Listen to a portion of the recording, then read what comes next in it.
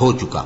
अल्लाह इस गुनाह को नहीं बख्शेगा कि किसी को उसका शरीक बनाया जाए, और इसके सिवा और गुनाह जिसको चाहे मुआफ कर दे। और जिसने अल्लाह का शरीक मुकर्रर किया उसने बड़ा बुहतान बांधा।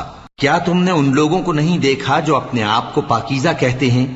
नहीं, बल्कि अल्लाह ही जिसको चाहता है पाकीज़ा करता है, और उन पर धागे बराबर भी जुल्म नहीं होगा। देखो ये अल्लाह पर कैसा झूठ तूफान बांधते हैं, और यही खुला गुनाह काफी है। भला तुमने उन लोगों को नहीं देखा जिनको किताब से हिस्सा दिया गया है कि बुतों और शैतान को मानते हैं, और कुफ्फार के बारे में कहते हैं कि ये लोग मोमिनों की निस्बत सीधे रस्ते पर हैं।